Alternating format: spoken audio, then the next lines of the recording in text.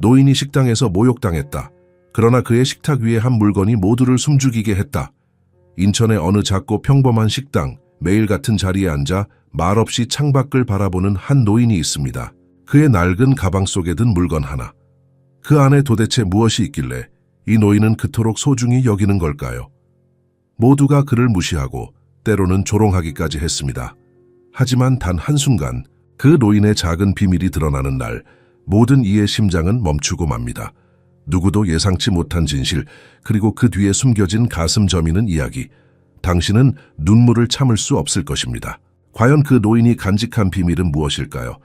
이 이야기를 끝까지 놓치지 마세요. 구독과 좋아요 부탁드리며 어느 곳에서 이 영상을 보고 계신지 댓글로 꼭 남겨주세요. 차가운 11월에 밤 인천의 텅 빈 거리를 스치는 날카로운 바람 속에서 허리가 굽은 한 노인이 밝게 빛나는 분식점의 문을 열고 들어왔다. 그의 손에는 낡고 작은 가방 하나만이 들려 있었다. 옷은 습기에 젖어 있었고 손은 떨리고 있었지만 그의 눈 수세기의 고통을 담고 있는 듯한 그 눈은 방 구석에 있는 매일 밤 그가 앉는 똑같은 자리를 향해 고정되어 있었다. 또 왔네. 젊은 여종업원 미영이 속삭였다. 그녀는 이미 그의 존재에 익숙해져 시선을 돌렸다. 카운터 근처에 앉아있던 두 명의 젊은 경찰관은 서로 귓속말을 하며 그를 비웃었다. 오늘 밤에는 저 쓰레기를 어떻게 쫓아낼까 하고 그들은 계획을 세우고 있었다. 분식점 안은 따뜻했지만 공기 중에는 차가운 무관심이 떠돌고 있었다. 아주머니 주인은 노인이 다시 한번 들어오는 것을 보고 한숨을 쉬었다. 김할아버지, 오늘도 차 한 잔만 시키실 거죠? 그녀는 물었다. 노인은 고개를 끄덕였지만 그의 눈빛은 멀리 다른 시간, 다른 장소를 바라보는 듯했다. 노인이 앉자마자 그는 조심스럽게 가방에서 낡은 천을 꺼냈고 그 안에는 그가 누구에게도 보여준 적 없는 물건이 있었다. 그것은 그가 떨리는 손으로 어루만지는 물건이었고 마치 그를 삶에 붙들어두는 마지막 닷처럼 보였다. 내 동생이 태어나던 날이었지. 그는 아무도 듣지 않는 공간에 중얼거렸다. 그의 목소리는 바람에 날리는 낙엽처럼 약했다. 눈이 그렇게 많이 내렸던 적은 없었어. 모두가 축하했지. 그리고 그날 밤 카운터에서 경찰관 중 한 명이 큰 소리로 말했다. 저 사람 또 혼자 중얼거리네. 분명 또 그의 낡은 쓰레기 중 하나겠지. 내기할까? 저 사람은 가족도 없을 거야. 식당 안에 모든 사람들이 웃었다. 잔인한 조롱의 소리가 방 안에 울려 퍼졌다. 하지만 노인은 눈 하나 깜짝하지 않았다. 그저 물건을 손으로 감싸고 창밖을 바라볼 뿐 마치 다시는 오지 않을 누군가를 기다리는 것처럼. 저 노인네는 매일 저러고 있어요. 경찰관 중 한 명인 준호가 신입 경찰관 민석에게 말했다. 아무도 오지 않는데 매일 같은 시간에 와서 창문을 바라봐요. 정신이 약간 나간 것 같아요. 민석은 노인의 구부정한 어깨와 깊은 주름이 있는 얼굴을 관찰했다. 그의 옷은 깨끗했지만 몇십 년은 된 듯 보였다. 할아버지가 불쌍해. 보여요, 그가 말했다. 준호는 웃으며 대답했다. 한 달만 지나면 넌 감정이 무뎌질 거야. 이 동네에는 이상한 사람들이 많아. 특히 노인들 중에는 전쟁의 기억 때문에 제정신이 아닌 사람들이 있어. 할아버지, 준호가 갑자기 소리쳤다. 오늘은 뭘 보고 계세요? 유령이라도 보이세요? 그는 주변 손님들에게 웃음을 유발하려는 듯이 큰 소리로 말했다. 노인은 응답하지 않았다. 그저 익숙한 듯이 시선을 창문에 고정시켰다. 하지만 그의 손가락이 약간 떨리는 것이 보였고 그가 감싸고 있는 물건을 더 단단히 움켜쥐었다. 야, 할아버지한테 그러지 마. 미영이 준호에게 나지막이 말했다. 손님인데. 무슨 손님이야? 차 한 잔 시켜놓고 3시간씩 앉아있는데. 준호가 눈을 굴리며 대답했다. 이 식당 주인도 저 사람 때문에 얼마나 스트레스 받는지 알아? 다른 손님들까지 불편하게 만들잖아. 미영은 아무 말도 하지 않았지만 노인을 향해 동정의 시선을 보냈다. 그녀는 항상 그에게 따뜻한 차를 가져다 주었고 가끔은 남은 음식을 슬쩍 그의 테이블에 놓아두기도 했다. 시간이 천천히 흘렀다. 식당 안은 점점 더 시끄러워졌다. 퇴근한 직장인들과 학생들이 들어와 저녁을 먹기 시작했다. 웃음소리와 대화소리가 공간을 채웠지만 노인은 그 모든 소음 속에서도 한 섬처럼 고요했다. 갑자기 식당 문이 활짝 열렸다. 차가운 바람이 안으로 불어들어왔고 노인의 목에 두른 낡은 스카프가 살짝 흔들렸다. 문간에는 젊은 여성이 서 있었다. 그녀는 세련된 코트를 입고 있었고 손에는 작은 꽃다발을 들고 있었다. 노인은 처음으로 창문에서 시선을 돌려 문을 바라보았다. 그의 눈이 커졌고 갑자기 아주 작은 미소가 그의 입가에 맺혔다. 하지만 그 여성은 그를 보지 못했다. 그녀는 카운터 쪽에 앉아있는 남자친구를 향해 걸어갔고 그를 포옹한 후 꽃다발을 건넸다. 노인의 표정이 다시 굳어졌다. 그는 천천히 시선을 다시 창문으로 돌렸다. 준호는 이 모든 광경을 보고 있었고 한숨을 쉬며 말했다. 정말 불쌍한 노인이야. 매일 누군가를 기다리는데 그 사람은 절대 오지 않아. 바로 그때 예상치 못한 일이 일어났다. 노인의 손이 평소보다 더 심하게 떨렸고 그가 들고 있던 가방이 갑자기 그의 약한 손에서 미끄러져 바닥에 떨어졌다. 가방 안의 내용물이 쏟아져 나왔다. 그 중에서도 특히 빛나는 물체 하나가 바닥을 구르며 식당 가운데까지 나아갔다.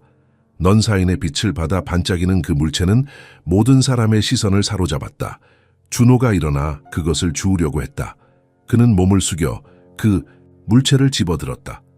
이건 그의 목소리가 갑자기 작아졌다. 식당 안의 모든 대화가 멈췄다. 모든 사람들이 그 젊은 경찰관이 손에 들고 있는 것을 보기 위해 몸을 돌렸다.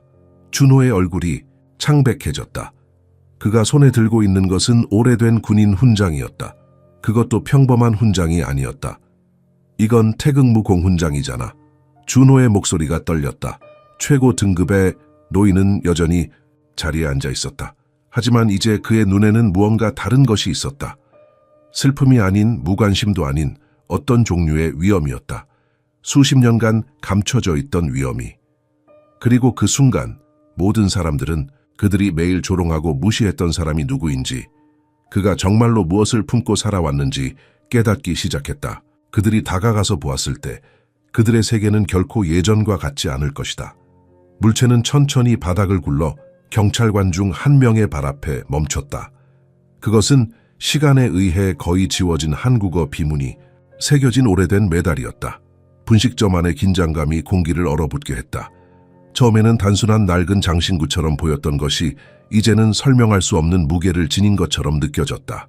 젊은 경찰관 준호는 혼란스러운 표정으로 몸을 숙여 메달을 집어들었다. 그는 메달을 뒤집어 보며 큰 소리로 읽었다. 태극무 공훈장 1등급. 그의 목소리는 전혀 다른 사람의 것처럼 들렸다. 조롱하던 그 목소리가 아니라 경외심으로 가득 찬 목소리였다. 분식점 주인 박 씨는 군대에서 잠시 복무했던 중년 남성이었다. 그는 눈을 크게 뜨고 소리쳤다. 이것은 진짜야. 그는 새로운 존경심으로 노인을 바라보며 중얼거렸다. 이상한 침묵이 장소를 장악했다. 처음으로 모든 사람들은 그 구부정한 인물 안에 겉보기보다 훨씬 더 많은 것이 있다고 느꼈다. 태극무공훈장 1등급이라고? 민석이 물었다. 그는 아직 경찰학교를 갓 졸업한 신임 경찰관이었다. 그게 뭔데? 준호는 메달을 손에 쥐고 있었다. 그의 손이 미세하게 떨렸다. 대한민국 최고의 군사훈장이야. 그가 설명했다. 전투에서 특별한 영웅적 행동을 한 사람에게만 수여돼. 전쟁 역사에서 이걸 받은 사람은 몇 명 안 돼. 노인은 여전히 창가에 앉아 있었다. 그의 표정은 변하지 않았지만 그의 눈에서는 다른 것이 읽혔다. 수치심도 분노도 아닌 단지 깊은 피로와 체념이었다. 할아버지, 준호가 조심스럽게 접근하며 물었다. 이게 정말 할아버지의 훈장인가요? 노인은 처음으로 경찰관의 눈을 직접 바라보았다. 그의 눈빛은 준호를 꿰뚫는 듯했다. 네 할아버지는 군인이었니? 노인이 갑자기 물었다. 그의 목소리는 놀라울 정도로 또렷했다. 준호는 놀라서 뒤로 물러섰다. 네, 할아버지는 6.25 때 참전하셨어요. 어떻게 아셨어요? 노인은 대답하지 않았다. 대신 그는 천천히 일어섰다. 그의 자세는 갑자기 변했다. 더 이상 구부정하지 않고 마치 수십 년의 무게가 그의 어깨에서 순간적으로 사라진 것처럼 보였다. 네 얼굴이 그를 닮았구나, 노인이 말했다. 너의 할아버지 이름이 뭐니? 이재현이요. 준호가 대답했다. 그의 목소리가 약간 떨렸다. 노인의 눈에 순간적으로 감정의 물결이 스쳤다. 그는 메달을 준호의 손에서 부드럽게 가져갔다. 그래, 그가 말했다. 그는 용감한 사람이었지. 식당 안의 모든 사람들이 이 대화를 지켜보고 있었다. 카운터에 앉아있던 사람들, 테이블에 있던 가족들, 심지어 주방에서 일하던 직원들까지 모두 조용히 지켜보았다. 선생님, 박 씨가 앞으로 나서며 말했다. 실례지만 성함이? 노인은 잠시 침묵했다. 그의 입술이 가볍게 떨렸다. 김준영, 그가 마침내 대답했다. 박 씨의 얼굴이 창백해졌다. 김준영? 인천 상륙작전의 그 김준영 대위님이신가요? 노인은 고개를 끄덕였다. 그의 눈에는 이제 눈물이 맺혀 있었다. 그 이름으로 불린 지 오래되었구나, 그가 말했다. 식당 안에서 작은 웅성거림이 일어났다. 노인들 몇몇은 서로 속삭였고 한 할아버지는 일어나 김준영을 향해 깊이 인사를 했다. 무슨 일이야? 민석이 준호에게 속삭였다. 준호도 혼란스러웠다. 그는 역사 시간에 인천 상륙작전에 대해 배웠지만 김준영이라는 이름은 듣지 못했다. 그러나 식당의 노인들은 분명히 그 이름을 알고 있었다. 김준영은 인천 상륙작전 중 적진에 갇힌 부대를 구출한 영웅이었어. 옆에 있던 한 노인이 설명했다. 그는 30명 넘는 부상당한 병사들을 죽음에서 구했지. 중공군 포위망을 뚫고 그들을 안전하게 데려왔어. 준호는 그 메달을 다시 바라보았다. 눈부신 금빛이 넌등 아래서 반짝였다. 그는 갑자기 그동안 이 노인에게 했던 모든 조롱과 무례함이 부끄러웠다. 대위님, 준호가 공식적인 경례를 취하며 말했다. 정말 죄송합니다. 저희가 얼마나 무례했는지. 김준영은 손을 들어 그를 저지했다. 괜찮다, 그가 말했다. 난 오래전에 그런 것들을 신경 쓰지 않게 되었다. 그때 식당 문이 열리고 찬바람이 불어 들어왔다. 모든 사람들이 문 쪽으로 고개를 돌렸다. 눈이 내리기 시작했다. 하얀 눈송이들이 문턱에 떨어졌다. 눈이 오는구나, 김준영이 말했다. 그의 목소리에는 다시 그 먼 곳을 바라보는 듯한 느낌이 있었다. 그날도 이렇게 눈이 내렸지. 어떤 날요? 미영이 물었다. 김준영은 대답하지 않았다. 그는 다시 자신의 자리로 돌아가 창가에 앉았다. 하지만 이번에는 모든 사람들이 그를 다른 눈으로 바라보았다. 그들은 더 이상 그를 미친 노인으로 보지 않았다. 그들은 이제 그에게 경의를 표했다. 준호는 천천히 김준영의 테이블로 다가갔다. 대위님, 그가 조심스럽게 말했다. 혹시 제 할아버지를 아셨나요? 김준영은 눈을 감았다. 깊은 한숨을, 마치 수십 년의 무게를 내쉬는 것 같은 한숨을 내쉬었다. 내 할아버지, 이재현. 그가 천천히, 마치 먼지 쌓인 기억을 더듬는 것처럼 말했다. 그는 내 생명을 구했다. 그리고 나는 그의 생명을 구했지. 그 말을 듣자 준호의 눈에 눈물이 고였다. 그의 할아버지는 전쟁에 대해 거의 이야기하지 않았다. 그는 항상 그것이 너무 고통스러운 기억이라고 말했다. 그리고 이제 여기 바로 그의 앞에 그 기억의 한 조각이 살아 숨쉬고 있었다. 제가 할아버지의 앨범을 가져올 수 있을까요? 준호가 물었다. 할아버지가 돌아가시기 전에 저에게 주신 사진들이 있어요. 혹시 그 중에 대위님도 계실지 모르겠어요. 김준영은 고개를 끄덕였다. 그래, 그가 말했다. 오래된 사진을 보는 것도 좋겠구나. 준호는 신속하게 경찰서에 전화를 걸어 교대를 요청했다. 그는 그날 밤 근무를 마치고 집으로 달려갔다. 그의 마음은 혼란스러웠다. 그는 자신이 얼마나 쉽게 다른 사람을 판단했는지, 특히 노인들을 어떻게 대했는지 깊이 반성했다. 그날 밤 김준영은 평소와 달리 분식점에서 오랫동안 머물지 않았다. 그는 차값을 지불하고 조용히 자리를 떠났다. 하지만 그는 이제 다른 사람이 되었다. 그는 더 이상 구부정하지 않았고 그의 걸음걸이에는 새로운 위험이 있었다.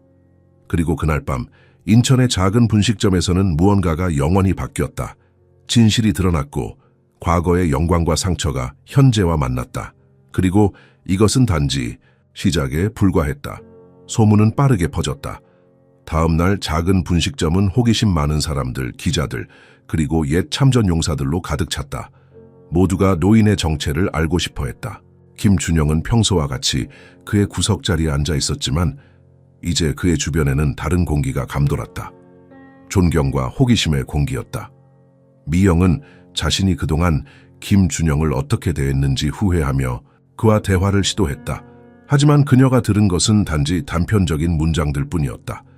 인천, 1950년, 불, 돌아오지 못한 친구들. 각각의 단어는 시간 속에 얼어붙은 악몽의 한 조각이었다. 할아버지 정말 죄송해요. 미영이 그의 차를 리필하며 말했다. 제가 더 친절하게 대했어야 했는데. 김준영은 천천히 고개를 들어 그녀를 바라보았다. 그의 눈에는 비난이 아닌 이해가 담겨 있었다. 괜찮아 아가씨, 그가 말했다. 나는 이해해. 낡은 물건처럼 보이는 노인에게 누가 관심을 가지겠니? 미영의 눈에 눈물이 고였다. 아니에요. 할아버지는 결코 낡은 물건이 아니에요. 할아버지는 영웅이세요.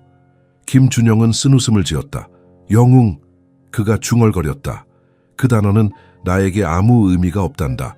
영웅이란 살아남은 사람들이 죽은 자들에게 붙이는 이름일 뿐이야. 식당 구석에서 지역 신문사의 기자가 열심히 메모를 하고 있었다. 김준영 대위, 그가 큰 소리로 불렀다. 인터뷰 좀 해주시겠습니까? 사람들이 당신의 이야기를 알고 싶어 합니다. 김준영은 고개를 저었다. 내 이야기는 이미 끝났소. 그가 단호하게 말했다. 지나간 일을 파헤치지 맙시다. 하지만 소문은 이미 통제할 수 없을 정도로 퍼져 있었다. 인천 시내 전체가 잊혀진 전쟁 영웅에 대해 이야기하기 시작했다. 특히 젊은 세대들은 그들이 역사 교과서에서 배우지 못한 이야기에 호기심을 가졌다. 그 사이 준호는 집으로 돌아가 할아버지의 유품을 찾기 시작했다. 그는 오래된 나무 상자를 꺼내 그 안에 보관된 낡은 앨범을 조심스럽게 펼쳤다. 페이지를 넘기며 그는 젊은 군인들의 흑백 사진들을 보았다. 그들은 웃고 있었고 서로의 어깨에 팔을 두르고 있었다. 전쟁의 공포가 그들의 얼굴에 새겨지기 전의 모습이었다. 그때 준호의 시선이 한 사진에 고정되었다. 그의 심장이 빠르게 뛰기 시작했다. 사진 속에는 그의 젊은 할아버지가 서 있었고 바로 옆에는 분명히 김준영이었다. 젊고 강하고 자신감에 찬 모습이었다. 그들은 팔짱을 끼고 카메라를 향해 밝게 웃고 있었다. 사진 뒷면에는 희미한 글씨로 적혀 있었다.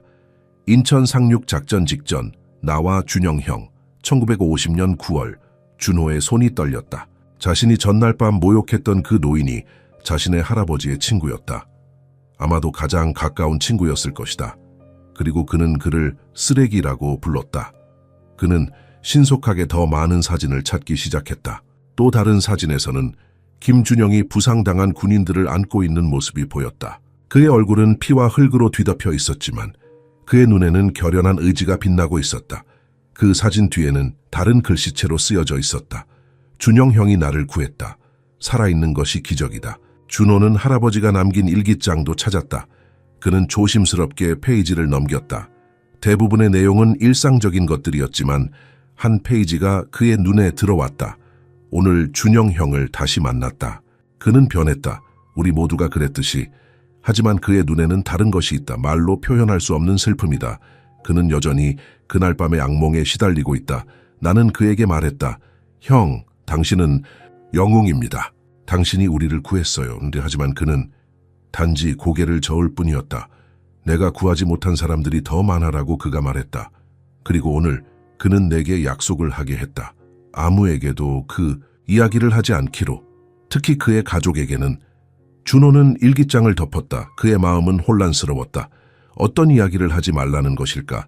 김준영에게 무슨 일이 있었던 걸까? 그리고 그의 가족은 어디에 있는 걸까? 다음 날 아침 준호는 앨범과 일기장을 가지고 분식점으로 달려갔다. 그가 도착했을 때 식당은 이미 사람들로 붐볐다. 그러나 김준영은 그의 평소 자리에 앉아 있지 않았다. 어디 계세요? 준호가 미영에게 물었다. 미영은 어깨를 으쓱했다. 오늘은 아직 오지 않으셨어요. 이상해요. 할아버지는 항상 정확히 같은 시간에 오시거든요. 준호는 불안한 마음으로 김준영의 집을 찾아갔다. 분식점 주인 박 씨가 그에게 주소를 알려주었다. 그것은 인천의 오래된 지역에 있는 작은 원룸이었다. 문을 두드렸지만 대답이 없었다. 준호가 다시 두드리려는 순간 옆집 노인이 문을 열었다. 김 할아버지를 찾니? 그 노인이 물었다. 준호는 고개를 끄덕였다. 네, 어디 계신지 아세요? 노인은 한숨을 쉬었다. 오늘 아침 일찍 병원으로 가셨어. 갑자기 쓰러지셨다더구나. 준호의 얼굴이 창백해졌다. 어느 병원이요? 인천 성모병원. 노인이 대답했다. 준호는 급히 병원으로 달려갔다. 그의 마음은 불안감으로 가득 찼다. 그가 도착했을 때 간호사에게 김준영의 병실을 물었다. 김준영 씨요?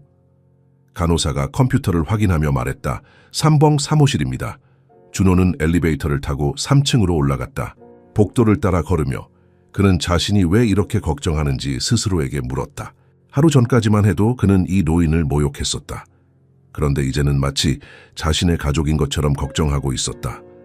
303호실 문 앞에 도착하자 준호는 잠시 멈췄다. 문 안에서 낮은 목소리가 들려왔다. 그는 조심스럽게 문을 열었다. 김준영은 창가 쪽 병상에 누워 있었다. 그의 피부는 창백했고 호흡은 얕았다. 그의 손에는 IV가 꽂혀 있었다. 침대 옆에는 의사가 서 있었고 무언가를 설명하고 있었다. 김 선생님, 의사가 말하고 있었다. 검사 결과가 나왔습니다. 심장이 많이 약해지셨어요. 앞으로는 더 조심하셔야 합니다. 김준영은 희미하게 웃었다. 조심할 것도 없습니다, 의사 선생. 내 시간은 얼마 남지 않았소. 의사는 뭔가 더 말하려 했지만 준호가 문을 두드리는 소리에 고개를 돌렸다. 들어오세요, 의사가 말했다. 준호는 조심스럽게 방으로 들어갔다. 안녕하세요, 대위님, 그가 말했다. 김준영의 눈이 밝아졌다. 아, 준호구나, 그가 말했다. 와줘서 고맙다. 의사는 둘에게 잠시 시간을 주기 위해 방을 나갔다. 준호는 김준영의 침대 옆 의자에 앉았다. 대위님, 할아버지의 앨범을 가져왔어요. 준호가 앨범을 꺼내며 말했다. 여기 할아버지와 함께 찍은 사진이 있어요. 김준영의 손이 떨렸다. 그는 천천히 손을 뻗어 사진을 받았다. 그의 눈에 눈물이 고였다. 재현. 그가 중얼거렸다. 내 소중한 친구. 준호는 할아버지의 일기장도 꺼냈다. 그리고 이것도요, 할아버지가 남긴 일기입니다. 대위님에 대한 내용이 있어요. 김준영은 일기장을 바라보았다. 그의 표정이 갑자기 긴장되었다. 내 할아버지가 그날 밤에 대해 적었니? 그가 물었다. 그의 목소리가 떨렸다. 어떤 밤이요? 준호가 물었다. 김준영은 한동안 침묵했다. 그는 창밖을 바라보았다. 창 너머로는 인천의 항구가 보였다. 배들이 천천히 움직이고 있었고 갈매기들이 하늘을 날고 있었다. 그날 밤에 대해 알고 싶니? 김준영이 마침내 물었다. 그의 목소리는 이제 완전히 다른 사람의 것처럼 들렸다. 더 이상 약하거나 떨리지 않았다. 그것은 결단력 있고 명확한 목소리였다. 군인의 목소리였다. 준호는 고개를 끄덕였다. 네, 알고 싶어요. 그가 말했다. 할아버지가 돌아가시기 전에 전쟁에 대해 많이 말씀해주지 않으셨어요. 특히 인천 상륙작전에 대해서는요. 김준영은 깊은 숨을 들이마셨다. 네 할아버지는 좋은 사람이었다. 그가 말했다. 그는 나에게 약속했지. 그 이야기를 아무에게도 하지 않기로. 그리고 그는 그 약속을 지켰다. 어떤 이야기요? 준호가 물었다. 김준영의 눈에서 눈물이 흘러내렸다. 내가 그들을 죽게 한 이야기. 그가 말했다. 내가 사랑했던 모든 사람들이 죽은 이야기. 발견에 집착하게 된 준호는 조용히 조사를 시작했다. 그는 공공기록보관소, 오래된 군사기록, 도서관에 잊혀진 신문들을 샅샅이 뒤졌다. 김준영이 인천 상륙작전의 영웅 중 한 명이었다는 사실, 그가 부상당한 병사들을 치명적인 매복에서 이끌어내어 수십 명의 생명을 구했다는 사실, 그 중에는 자신의 할아버지도 포함되어 있다는 사실을 알게 되었다. 제 할아버지를 구하셨군요. 준호가 병실에서 김준영에게 말했다. 그는 찾아낸 문서들을 손에 들고 있었다. 기록에는 당신이 12명의 부상당한 병사들을 북한군 매복지에서 구출했다고 나와 있어요. 김준영은 창밖을 바라보았다. 오후의 햇살이 그의 주름진 얼굴을 비추고 있었다. 12명, 그가 중얼거렸다. 원래는 32명이었어. 준호는 의자에 앉았다. 그는 이제 김준영의 병실을 매일 방문하고 있었다. 일주일 만에 그들은 이상한 유대감을 형성했다. 준호에게는 할아버지와 다시 연결된 느낌이었고 김준영에게는 오랫동안 잃어버렸던 과거의 조각을 되찾는 것 같았다. 나머지 20명은 어떻게 된 거예요? 준호가 물었다. 김준영의 눈의 고통이 스쳤다. 그들은 내가 돌아오지 못했어. 그가 말했다. 나는 첫 번째 그룹을 안전하게 데려왔지만 두 번째 그룹에게 돌아가는 것은 난 실패했어. 준호는 충격을 받았다. 그는 기록에서 본 것과 김준영이 말하는 것 사이의 차이를 이해할 수 없었다. 하지만 기록은 거짓말을 해. 김준영이 날카롭게 말했다. 전쟁 직후 국가는 영웅이 필요했어. 그래서 그들은 나를 선택했지. 그들은 이야기의 절반만 말했어. 내가 구한 사람들에 대해서는 말했지만 내가 구하지 못한 사람들에 대해서는 침묵했어. 준호는 말없이 앉아 있었다. 그는 지난 며칠 동안 더 이상한 점을 발견했다.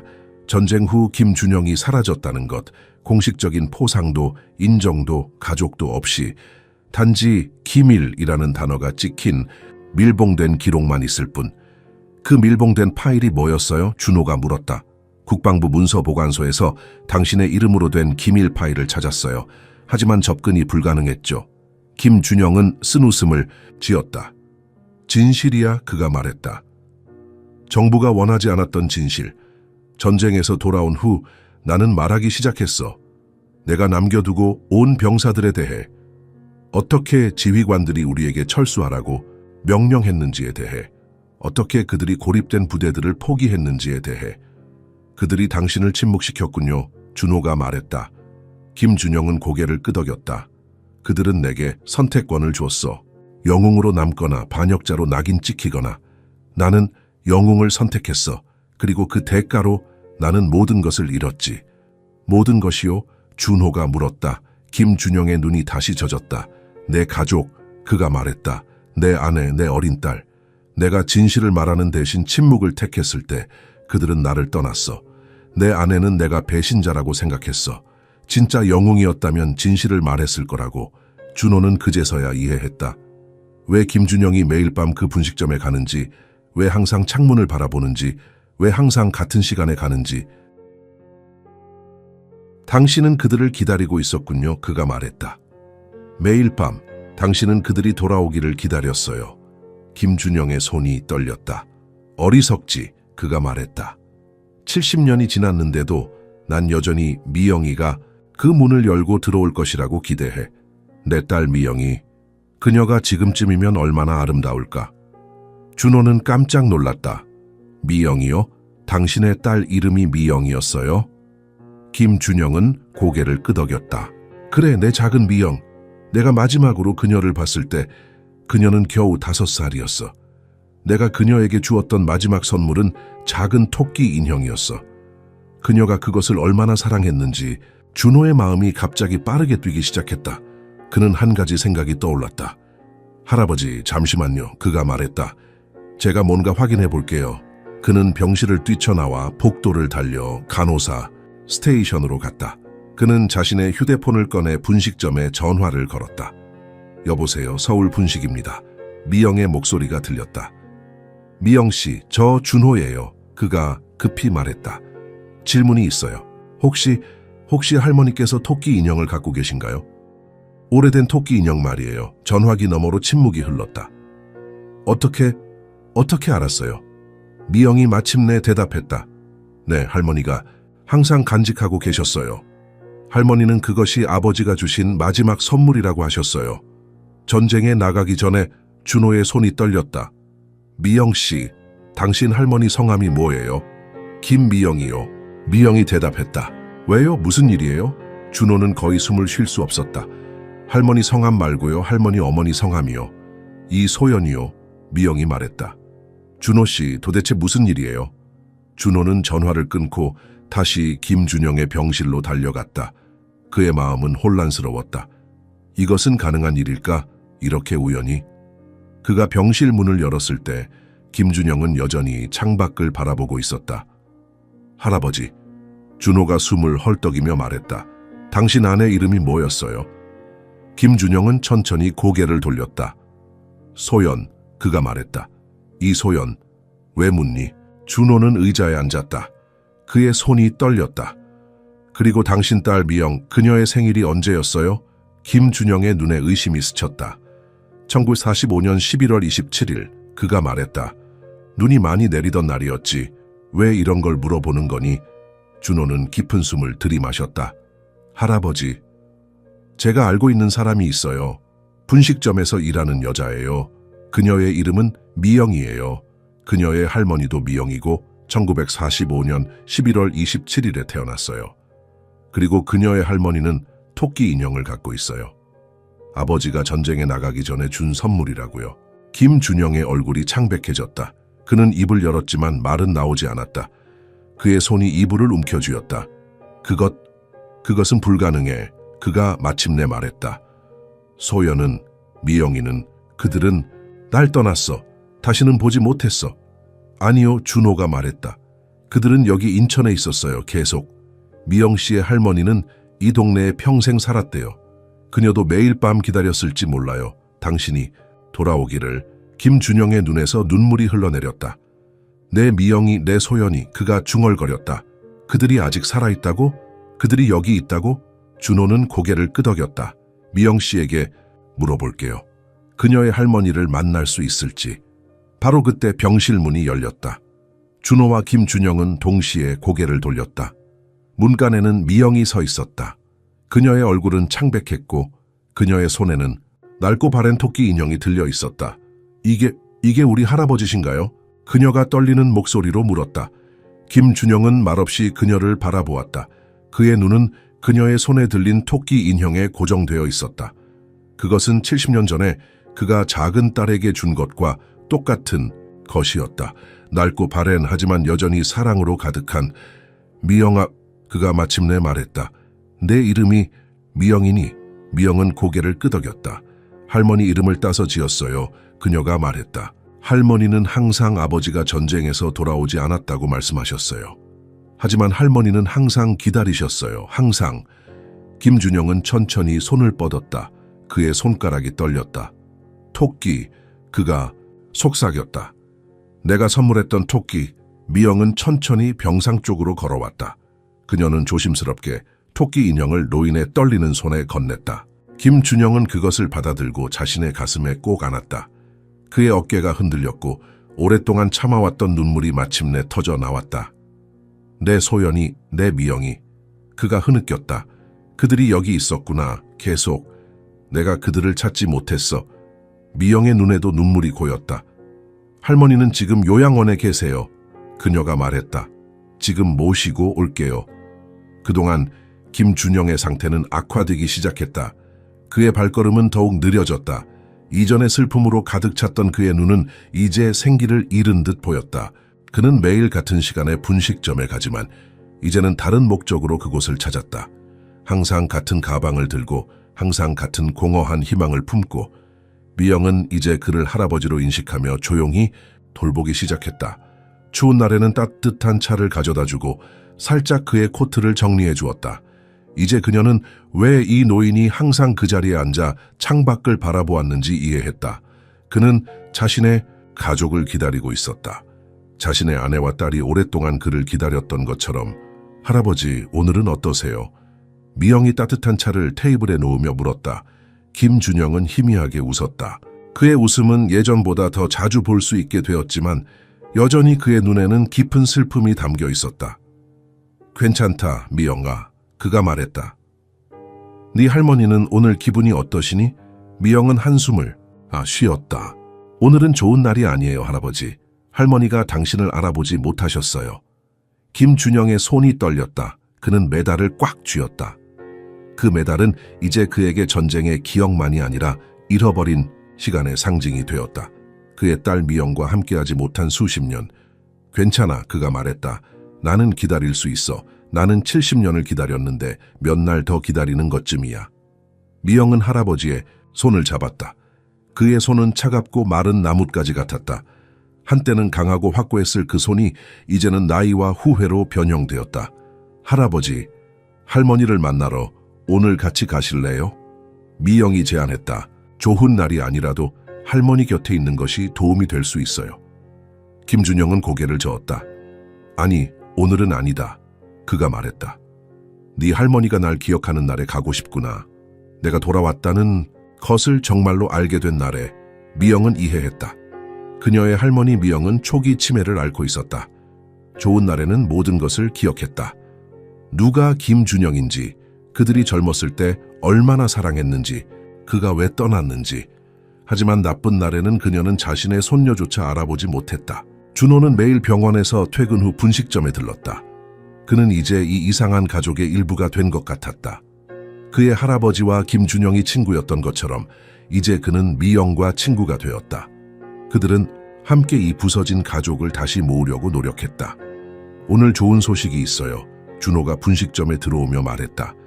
기밀 서류를 볼 수 있게 되었어요. 김준영의 눈이 커졌다. 어떻게? 준호는 미소를 지었다. 경찰관 신분증에는 때때로 장점이 있어요. 그리고 국방부에 연줄이 있는 선배의 도움도 받았고요. 그는 테이블에 서류 봉투를 내려놓았다. 이것이 그들이 당신에 대해 숨긴 거예요. 왜 당신이 갑자기 공식 기록에서 사라졌는지에 대한 진실이요. 김준영은 봉투를 바라보았지만 손을 뻗지는 않았다. 내가 이미 알고 있는 것을 읽을 필요가 있을까? 그가 물었다. 이것은 조금 다릅니다. 준호가 말했다. 이것은 당신이 왜 가족을 떠나야 했는지에 대한 것이에요. 그들이 당신에게 무슨 말을 했는지. 김준영의 손이 떨렸다. 그들은 내게 선택권을 줬어. 침묵하거나 반역죄로 기소되거나. 아니요, 준호가 말했다. 그것보다 더 심했어요. 그들은 당신에게 말했어요. 만약 당신이 진실을 말한다면 당신의 가족도 위험해질 거라고. 김준영의 얼굴이 창백해졌다. 뭐라고? 준호는 봉투를 열고 문서를 꺼냈다. 여기 보세요. 1951년 3월 15일자 메모. 김준영 대위가 계속 주장할 경우 그의 가족에 대한 조치를 취할 것, 국가 안보를 위협하는 것으로 간주될 것임. 그들은 당신의 가족을 위협했어요, 할아버지. 그들은 당신에게 떠나라고 강요했어요. 김준영의 눈에서 눈물이 흘러내렸다. 그래, 그가 속삭였다. 나는 그들을 보호하기 위해 떠났어. 그들에게 내가 왜 떠나는지 말할 수 없었어. 그들은 내가 그저 그들을 버렸다고 생각했을 거야. 미영은 할아버지의 어깨에 손을 올렸다. 할머니는 알고 있었어요. 그녀가 말했다. 할머니는 항상 당신이 그럴 만한 이유가 있었을 거라고 말씀하셨어요. 당신이 그런 사람이 아니라는 것을 할머니는 알고 있었어요. 김준영은 미영의 손을 잡았다. 소연이, 그녀는 항상 날 너무 잘 알았지. 그의 목소리가 떨렸다. 준호는 문서를 뒤적였다. 여기 더 많은 기록이 있어요. 당신이 어디에 있었는지, 어떻게 살았는지. 그들은 당신을 계속 감시했어요. 당신이 서울에서 교사로 일할 때, 부산에서 항구 노동자로 일할 때, 대구에서 공장 노동자로 일할 때 그들은 항상 당신을 지켜보고 있었어요. 그리고 그들은 내가 가족에게 돌아가는 것을 허락하지 않았지. 김준영이 말했다. 그의 목소리에는 70년의 고통이 담겨 있었다. 준호는 고개를 끄덕였다. 1980년까지는요. 그때 당신의 파일은 공식적으로 닫혔어요. 그들은 더 이상 당신을 위협으로 간주하지 않았어요. 1980년 김준영이 중얼거렸다. 그때 나는 인천으로 돌아왔어. 내 가족을 찾기 위해. 하지만 소연이와 미영이는 이사했고 아무도 그들이 어디로 갔는지 알지 못했어. 그래서 나는 기다리기 시작했어. 매일 밤 그 분식점에서. 그곳은 우리가 처음 만난 곳이었거든. 내가 군복을 입고 있을 때 소연이가 거기서 일했었어. 미영의 눈이 커졌다. 할머니는 항상 그 이야기를 해주셨어요.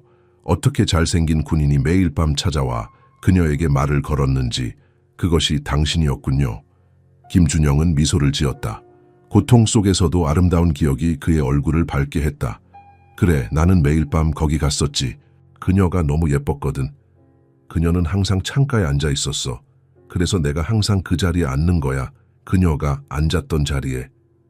미영의 눈에도 눈물이 고였다. 할머니도 당신을 기다렸어요. 그녀가 말했다. 항상 매주 토요일 할머니는 그 분식점에 가셨어요. 하지만 다른 시간에요. 오후에. 당신은 항상 저녁에 갔고 김준영은 고개를 떨어뜨렸다. 그의 어깨가 흔들렸다. 70년. 그가 울먹였다. 우리는 70년 동안 서로를 그리워했어. 서로 몇 시간 차이로 같은 장소에 있으면서 준호는 가슴이 아팠다. 한 사람의 인생이 이렇게 파괴될 수 있다는 것이 단지 그가 진실을 말하려 했다는 이유로. 그는 자신도 모르게 분노를 느꼈다. 그 옛 지휘관들에 대한, 김준영에게 이런 선택을 강요한 시스템에 대한 분노. 할아버지, 준호가 천천히 말했다. 이젠 말할 수 있어요. 무슨 일이 있었는지 진실을 말할 수 있어요. 이제는 아무도 당신을 막을 수 없어요. 김준영은 천천히 고개를 들었다. 그의 눈에는 새로운 결의가 있었다.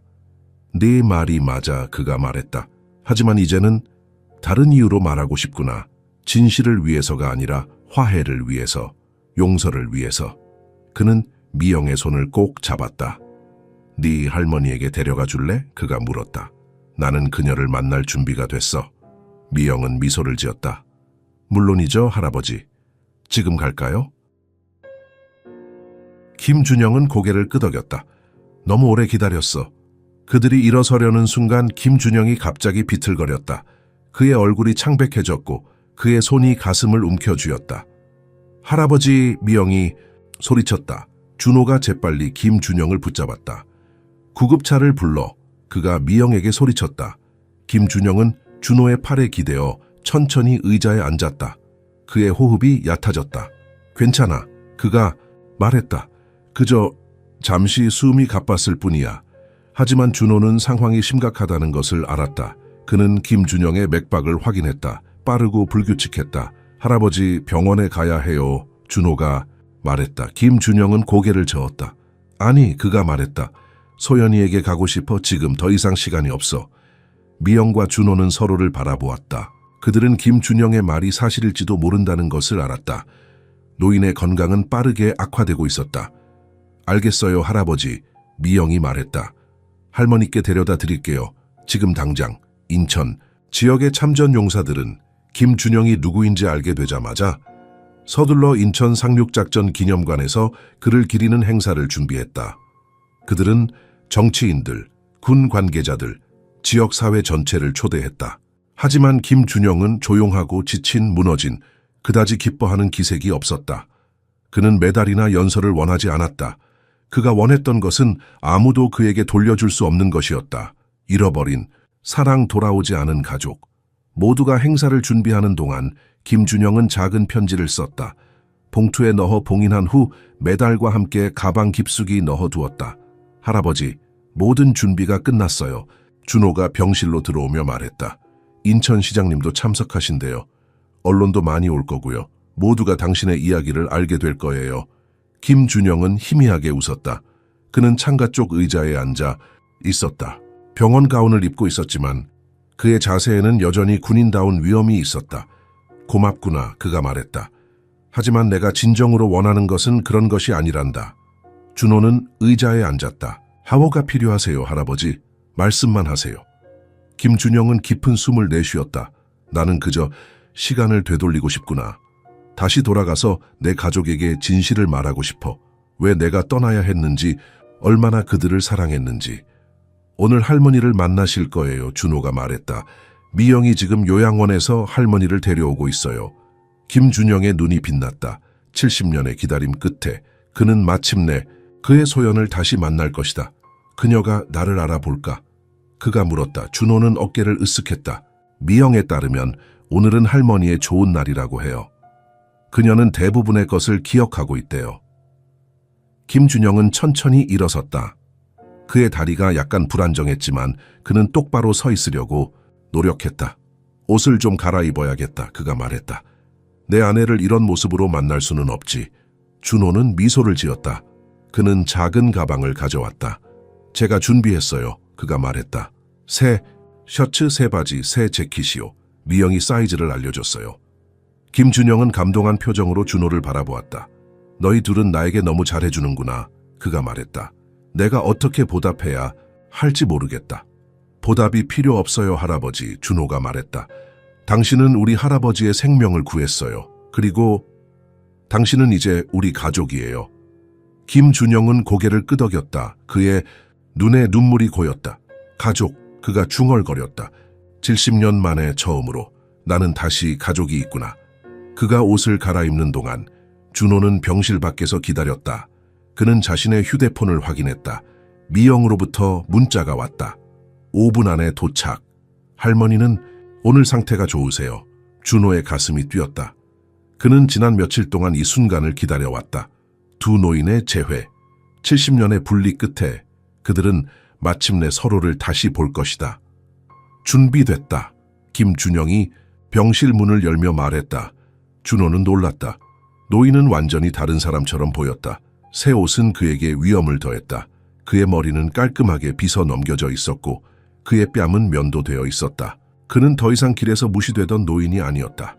그는 전쟁 영웅이었다. 사랑하는 남편이었다. 멋지십니다, 할아버지, 준호가 말했다. 김준영은 쑥스러운 듯 미소를 지었다. 내가 마지막으로 이렇게 차려입은 것은, 그가 말했다. 아마도 우리 결혼식 때였을 거야. 1944년에. 준호는 김준영과 함께 병원 로비로 내려갔다.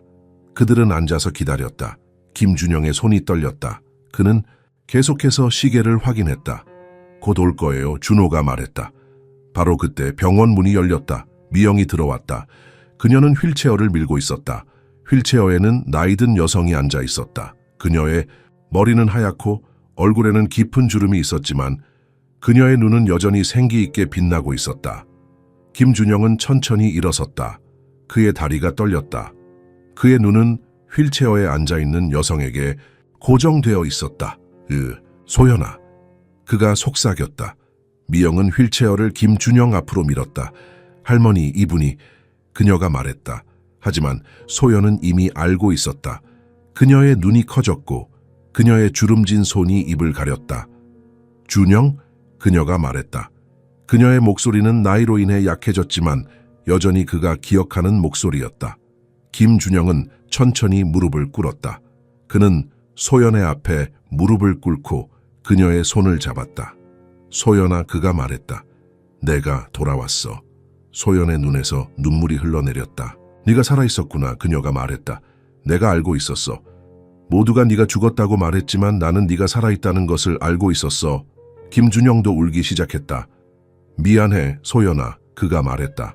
내가 떠난 것에 대해, 내가 설명하지 않은 것에 대해, 내가 너와 미영이를 보호하려 했어. 그들이 날 침묵시키려 했어. 그들은 내가 말하면 너희를 해칠 거라고 위협했어. 소연은 떨리는 손으로 김준영의 얼굴을 쓰다듬었다. 나도 알아, 그녀가 말했다. 네가 그런 사람이 아니라는 것을 알고 있었어. 내 마음 깊은 곳에서 나는 항상 알고 있었어. 미영과 준호는 조용히 뒤로 물러났다. 이것은 두 노인의 순간이었다. 70년간의 상실과 고통 끝에 그들은 마침내 서로를 찾았다. 나는 너를 기다렸어, 김준영이 말했다. 매일 밤 우리가 처음 만났던 그 식당에서 내가 항상 창가에 앉았던 이유는 그곳이 네가 항상 앉았던 자리였기 때문이야. 소연은 부드럽게 웃었다. 나도 너를 기다렸어, 그녀가 말했다. 매주 토요일 그 식당에서. 하지만 우리는 서로를 놓쳤구나. 김준영은 고개를 끄덕였다. 이제는 더 이상 시간을 낭비하지 나 말자, 그가 말했다. 우리에게 남은 시간이 얼마나 있든 그것을 함께 보내자. 소연은 김준영의 손을 꼭 잡았다. 우리의 딸을 만났니? 그녀가 물었다. 김준영은 미소를 지었다. 미영을 만났어, 그가 말했다. 그녀는 아름다운 여성이 되었구나. 우리 손녀도 그렇고. 소연은 고개를 끄덕였다. 우리는 행운하였어, 그녀가 말했다. 우리가 함께 할 수 없었지만 우리에게는 미영이가 있었어. 그리고 이제 손녀 미영이. 그들은 한동안 이야기를 나누었다. 70년의 세월을 몇 분 안에 메우려는 듯이. 그들은 서로의 인생에 대해, 그들이 놓친 순간들에 대해, 그들이 간직했던 희망에 대해 이야기했다. 미영은 할머니에게 다가갔다.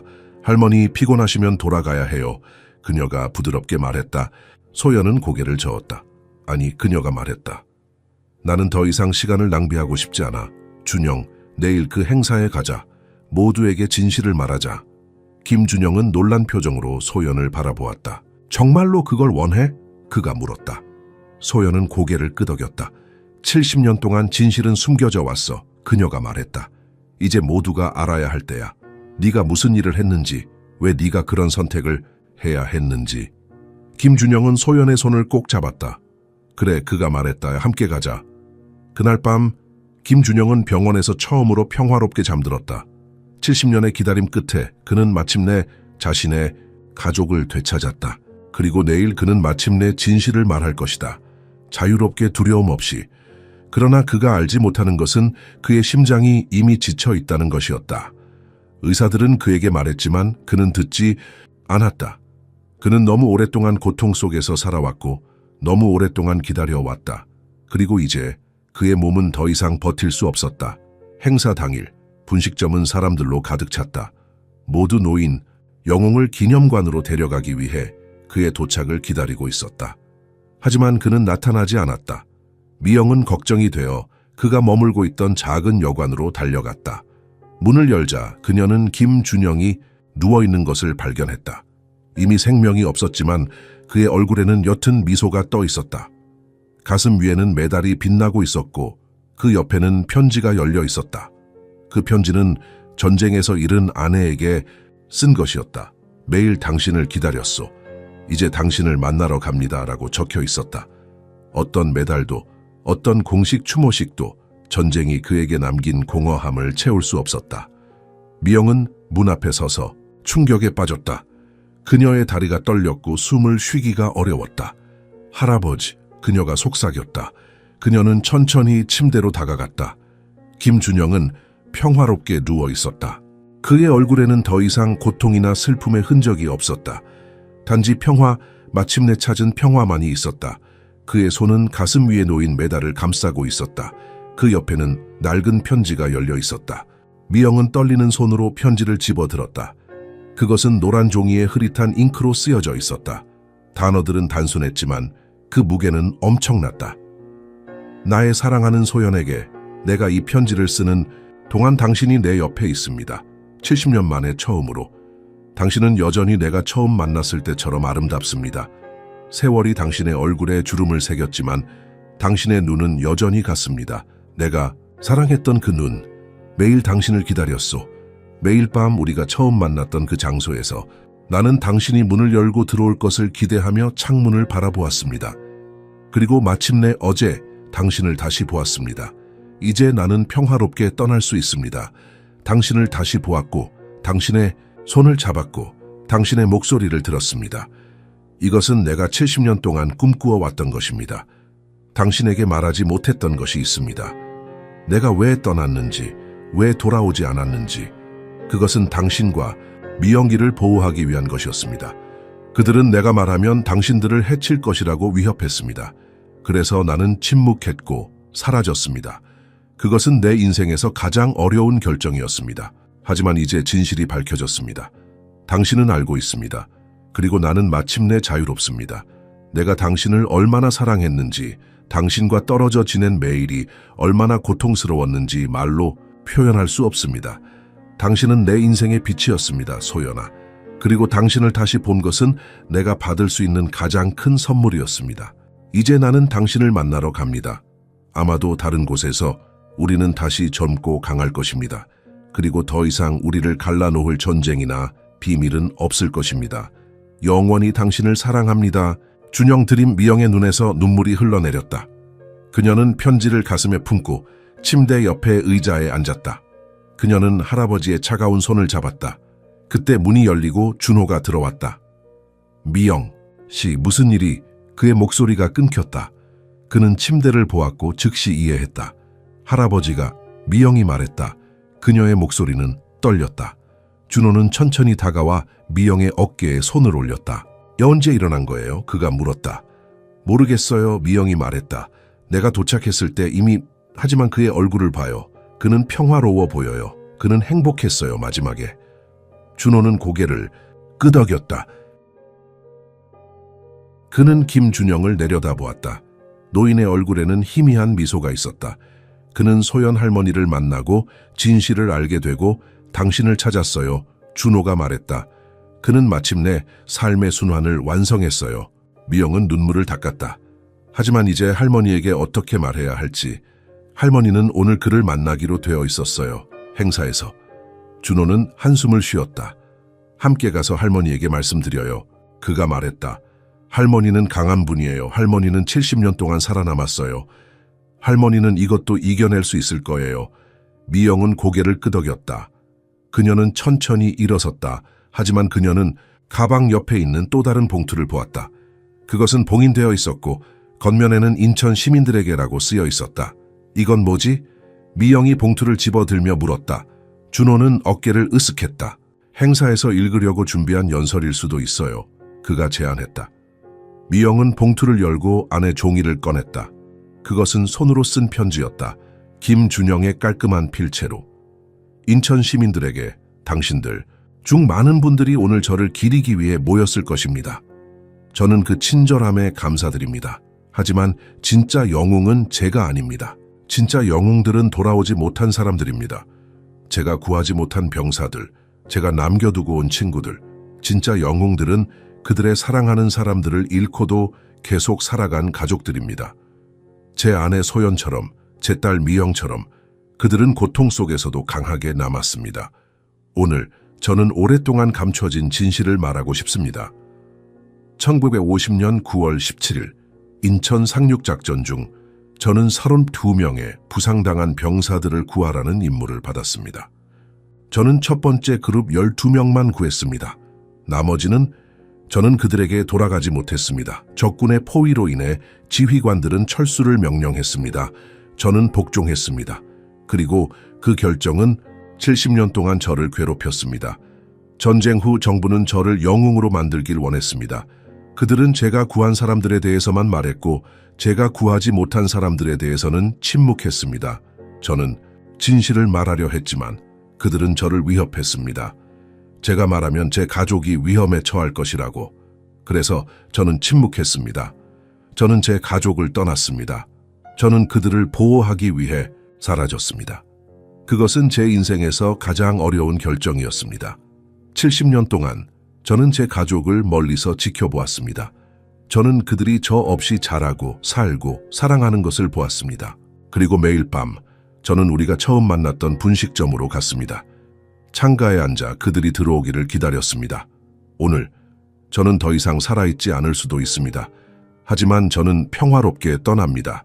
저는 제 아내를 다시 보았고 제 손녀를 만났습니다. 저는 진실을 말했고 마침내 제 과거의 무게에서 벗어났습니다. 제 이야기를 통해 저는 여러분이 한 가지를 배우길 바랍니다. 전쟁의 진정한 비용은 사망자 수나 파괴된 건물의 수가 아닙니다. 그것은 파괴된 가족들, 잃어버린 시간, 결코 치유되지 않는 마음의 상처입니다. 감사합니다, 인천 시민 여러분. 저를 영웅이 아닌 한 사람으로 기억해 주십시오. 사랑했고 잃었고 그리고 마침내 평화를 찾은 사람으로. 김준영 드림, 미영은 편지를 읽으며 흐느꼈다. 준호는 그녀의 어깨를 감싸 안았다. 그는 자신이 곧 떠날 것을 알고 있었어요. 미영이 말했다. 그는 준비되어 있었어요. 준호는 고개를 끄덕였다. 그는 소연 할머니를 만난 후 마침내 평화를 찾았어요. 그가 말했다. 그는 자신의 임무를 완수했고 이제 쉴 수 있어요. 미영은 깊은 숨을 들이마셨다. 우리는 이 편지를 행사에서 읽어야 해요. 그녀가 말했다. 사람들은 진실을 알아야 해요. 할아버지가 원했던 대로. 준호는 고개를 끄덕였다. 그래요. 그가 말했다. 하지만 먼저 소연 할머니에게 가요. 할머니는 알아야 해요. 그들은 조용히 방을 나섰다. 밖에서는 봄 햇살이 인천의 거리를 비추고 있었다. 사람들은 평소처럼 분주하게 움직이고 있었다. 그들은 지나가는 영웅의 죽음을 알지 못했다. 요양원에 도착했을 때 미영과 준호는 소연이 이미 준비되어 있는 것을 발견했다. 그녀는 가장 좋은 옷을 입고 머리는 단정하게 정리되어 있었다. 그녀는 미소를 지으며 그들을 맞이했다. 준영은 어디 있니? 그녀가 물었다. 그녀의 목소리는 기대로 가득 차 있었다. 미영과 준호는 서로를 바라보았다. 미영이 천천히 할머니 앞에 무릎을 꿇었다. 할머니, 그녀가 시작했다. 그러나 소연의 표정이 변했다. 그녀는 알았다. 70년의 기다림 끝에 그녀는 다시 한번 기다려야 할 것이다. 그가 떠났구나. 그녀가 말했다. 그것은 질문이 아니었다. 미영은 고개를 끄덕였다. 할아버지는 평화롭게 가셨어요. 그녀가 말했다. 할아버지는 할머니에게 이 편지를 남기셨어요. 소연은 떨리는 손으로 편지를 받았다. 그녀는 그것을 읽으며 천천히 미소를 지었다. 눈물이 그녀의 뺨을 타고 흘렀지만 그것은 슬픔의 눈물만은 아니었다. 마지막 그는 자유로웠구나. 그녀가 말했다. 마지막에 우리는 서로를 찾았어. 의식은 열렸지만 이제 그것은 조용한 장례식으로 변했다. 눈물과 후회로 가득 찬 장례식이었다. 도시 전체가 참석했다. 젊은 경찰관 준호는 모든 사람들 앞에서 눈물을 흘리며 노인의 이야기를 읽었다. 그는 공개적으로 자신의 부끄러움을 인정하고 그를 모욕했던 모든 사람들을 대신하여 용서를 구했다. 마지막으로 노인의 소박한 무덤 위에 여종업원 미영은 그가 가지고 다녔던 메달을 올려놓았다. 전쟁의 상징이 아닌 부서졌지만 결코 포기하지 않고 기다리고 사랑하고 견뎌낸 사람의 기억으로. 그렇게 그는 떠나면서도 모두에게 진정한 영웅 정신은 메달로 측정되는 것이 아니라 조용한 사랑과 겸손한 인내 속에 있다는 것을 가르쳤다. 인천은 그날 흐렸다. 하늘에서는 가벼운 비가 내리고 있었지만 그것은 사람들이 공동묘지로 모이는 것을 막지 못했다. 수백 명의 시민들이 모였다. 노인들, 젊은이들, 군인들, 민간인들 모두가 한 남자의 삶과 유산을 기리기 위해 왔다. 원래 계획되었던 화려한 기념식 대신 이제 이것은 가슴 아픈 추모식이 되었다. 김준영의 관은 대한민국 국기로 덮여 있었다. 그 위에는 그의 메달이 놓여 있었다. 태극무 공훈장 1등급. 그것은 햇빛 아래에서 빛났다. 준비된 연단에서 인천시장이 말했다. 오늘 우리는 영웅을 기리기 위해 모였습니다. 하지만 우리는 또한 비극을 인정하기 위해 모였습니다. 김준영 대위의 이야기는 우리에게 전쟁의 진정한 비용을 상기시킵니다. 그것은 단지 전장에서 잃어버린 생명들이 아닙니다. 그것은 또한 그 후에 잃어버린 삶이기도 합니다. 소연은 앞줄에 앉아 있었다. 그녀의 휠체어는 무덤 바로 옆에 놓여 있었다. 그녀의 눈에는 눈물이 있었지만 그녀의 얼굴에는 이상한 평화가 있었다. 마치 70년의 불확실성 끝에 그녀는 마침내 대답을 찾은 것 같았다. 미영은 할머니 옆에 서 있었다. 그녀의 손에는 할아버지의 편지가 들려 있었다. 준호가 다가와 그녀의 옆에 섰다. 준비됐어요? 그가 물었다. 미영은 고개를 끄덕였다. 그녀는 할아버지의 편지를 펼쳤다. 그녀의 손이 떨렸지만 그녀의 목소리는 강했다. 저는 김준영 대위의 손녀입니다. 그녀가 말했다. 저는 제 할아버지를 일주일 전에 처음 만났습니다. 그리고 어제 그는 우리를 떠났습니다. 하지만 그는 이 편지를 남겼습니다. 그의 마지막 말들입니다. 미영은 천천히 명확하게 편지를 읽기 시작했다. 김준영의 말들이 공동묘지에 울려 퍼졌다. 그의 진실, 그의 고통, 그의 후회, 그의 희망. 미영이 읽는 동안 청중 중 많은 사람들이 울기 시작했다. 특히 노인들, 전쟁을 기억하는 사람들이 더 그랬다. 저는 여러분이 한 가지를 배우길 바랍니다. 전쟁의 진정한 비용은 사망자 수나 파괴된 건물의 수가 아닙니다. 그것은 파괴된 가족들, 잃어버린 시간, 결코 치유되지 않는 마음의 상처입니다. 미영이 마지막 단어를 읽었을 때 공동묘지에는 완전한 침묵이 흘렀다. 단지 비가 내리는 소리만이 들렸다. 그때 한 노인이 천천히 일어섰다. 그는 군복을 입고 있었다. 오래된 군복이었지만 잘 관리되어 있었다. 그는 김준영의 관 앞으로 천천히 걸어갔다. 김준영 대위는 내 생명을 구했다. 그 노인이 말했다. 1950년 인천에서 나는 부상을 입었고 그는 나를 등에 업고 안전한 곳으로 데려갔다. 그는 영웅이었다. 하지만 그는 또한 인간이었다. 그리고 우리 모두처럼 그는 실수를 했다. 그는 고통받았다. 그는 사랑했다. 한 명씩 다른 노인들도 일어나 이야기를 나누기 시작했다. 김준영을 알았던 사람들, 그의 이야기를 들었던 사람들, 그들 각각은 추억의 조각, 감사의 말, 혹은 단순한 존경의 표시를 가져왔다. 준호도 앞으로 나왔다. 그는 자신의 할아버지의 낡은 사진첩을 들고 있었다. 일주일 전까지 저는 김준영 대위가 누구인지 몰랐습니다. 그가 말했다. 저는 그를 길에서 본 단순한 노인으로만 알았습니다. 저는 그를 조롱했고 무시했습니다. 그리고 그것은 제 인생에서 가장 큰 후회 중 하나입니다. 준호의 목소리가 떨렸다. 그는 잠시 멈추고 숨을 고르기 위해 노력했다. 하지만 김준영 대위는 저에게 용서를 가르쳐 주었습니다. 그가 계속했다. 그는 저에게 과거의 실수를 어떻게 받아들이고 어떻게 앞으로 나아갈 수 있는지 보여주었습니다. 그는 저에게 진정한 영웅 정신이 무엇인지 보여주었습니다. 그것은 완벽함이 아닙니다. 그것은 인내입니다. 그것은 결코 포기하지 않는 것입니다. 준호는 사진첩을 열었다. 그는 오래된 사진 한 장을 꺼냈다. 그것은 그의 할아버지와 젊은 김준영이 함께 찍은 사진이었다. 저는 이 사진을 김대위에 관해 함께 묻고 싶습니다. 그가 말했다. 이제 그들은 다시 함께 할 수 있습니다. 친구로서, 전우로서. 준호는 조심스럽게 사진을 관 위에 놓았다. 그는 잠시 머리를 숙여 묵념했다. 이제 미영의 차례였다. 그녀는 할아버지의 낡은 가방을 들고 있었다. 그 가방은 그가 매일 밤 분식점에 가져갔던 것이었다. 그녀는 그것을 열고 토끼 인형을 꺼냈다. 70년 전에 김준영이 어린 딸에게 준 선물. 할머니는 이것을 평생 간직했습니다. 미영이 말했다. 그것은 할아버지의 사랑의 증거였습니다. 그리고 이제 우리는 그것을 할아버지에게 돌려드리려 합니다. 미영은 조심스럽게 토끼 인형을 관 안에 놓았다. 그것은 낡고 해져 있었지만 여전히 사랑으로 가득 차 있었다. 70년의 사랑. 마지막으로 소연이 말하고 싶다고 했다. 미영은 할머니의 휠체어를 관 앞으로 밀었다. 소연은 떨리는 손으로 메달을 집어들었다. 그것은 김준영이 평생 가지고 다녔던 메달이었다.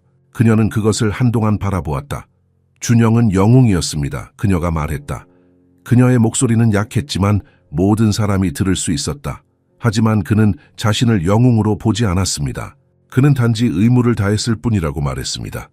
그는 항상 자신이 충분히 하지 못했다고 생각했습니다. 소연은 메달을 그녀의 가슴에 품었다. 내 남편은 70년 동안 이 메달을 가지고 다녔습니다. 그녀가 계속했다. 그것은 그에게 영광의 상징이 아니었습니다. 그것은 그에게 약속의 상징이었습니다. 돌아오지 못한 사람들에 대한 약속. 그리고 이제 그 약속은 지켜졌습니다. 진실이 알려졌습니다. 소연은 메달을 관 위에 조심스럽게 올려놓았다. 이것이 당신의 마지막 메달입니다, 준영. 그녀가 말했다. 평화의 메달입니다. 장례식이 끝나고 사람들은 천천히 떠나기 시작했다. 하지만 미영, 준호 그리고 소연은 남았다. 그들은 비가 내리는 가운데 무덤 옆에 서 있었다. 어떻게 이렇게 끝날 수 있지? 미영이 물었다. 70년의 분리 후에 그들은 겨우 하루를 함께 보냈어. 소연은 딸의 손을 잡았다. 그것은 하루였지만 그것은 70년의 기다림보다 더 가치 있었단다. 그녀가 말했다. 그 하루에 우리는 다시 완전해졌어. 우리는 다시 가족이 되었지. 준호는 하늘을 바라보았다. 비가 멈추고 있었고 구름 사이로 햇살이 비치기 시작했다. 그의 이야기는 끝나지 않았어요. 그가 말했다. 그것은 우리와 함께 계속됩니다. 우리가 그것을 기억하는 한. 미영은 고개를 끄덕였다. 할아버지의 편지, 그녀가 말했다. 그것은 우리 모두에게 교훈을 주었어요. 전쟁의 진정한 비용에 대해, 용서의 힘에 대해, 결코 포기하지 않는 사랑에 대해. 소연은 무덤을 마지막으로 바라보았다. 안녕 내 사랑. 그녀가 속삭였다. 이번에는 내가 너를 기다릴게. 하지만 서두르지 마. 나는 평생을 기다렸어. 조금 더 기다릴 수 있어. 그들은 천천히 공동묘지를 떠났다. 그들 뒤로 김준영의 무덤 위에 놓인 메달이 햇빛 아래 빛났다. 더 이상 전쟁의 상징이 아닌 평화의 상징으로, 그리고 인천 전체가 그들이 알지 못했던 영웅의 이야기에 대해 배웠다. 그의 희생, 그의 사랑, 그의 인내, 그리고 그들은 그를 결코 잊지 않을 것이다. 그날 밤 서울 분식점에는 특별한 자리가 마련되었다. 창가 쪽 자리였다. 그 자리에는 아무도 앉지 않았다. 그 자리에는 작은 팻말이 있었다. 김준영 대위를 기억하며. 그리고 매년 김준영이 세상을 떠난 날에 분식점은 무료로 노인들에게 식사를 제공한다. 그들에게 인천에 잊혀진 영웅의 이야기를 들려주기 위해. 이것이 김준영의 진정한 유산이다. 메달이나 기념비가 아닌 사람들의 마음속에 남겨진 이야기. 결코 포기하지 않는 사랑과 용서의 이야기. 끝에서 김준영은 단지 사라지지 않았다. 그는 모두에게 값진 교훈을 남겼다.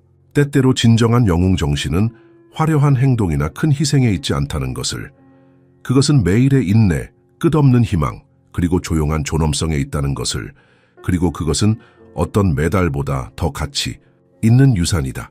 우리는 종종 겉모습만 보고 사람을 판단합니다. 하지만 오늘의 이야기가 보여준 것은 가장 초라해 보이는 사람조차 누구보다 깊고 위대한 이야기를 품고 있을 수 있다는 진실입니다. 만약 당신이 그 식당에 있었다면 그 노인에게 어떤 말을 건넸을까요? 그가 지닌 상처와 외로움을 알아차릴 수 있었을까요? 삶은 때로 우리에게 보이지 않는 싸움을 안겨줍니다. 누군가의 무거운 침묵 뒤에 얼마나 많은 희생과 사랑이 숨어 있을지 우리는 알 수 없습니다. 그렇기에 우리 모두가 서로를 조금 더 따뜻한 시선으로 바라보아야 하지 않을까요? 이 이야기가 당신의 마음에 작은 울림을 남겼다면 좋아요와 구독을 눌러주세요. 그리고 이 영상이 필요한 누군가에게 공유해 주세요. 여러분의 댓글로 지금 어디에서 이 이야기를 듣고 계신지도 알려주세요. 당신의 한마디가 세상을 조금 더 따뜻하게 만들 수 있습니다.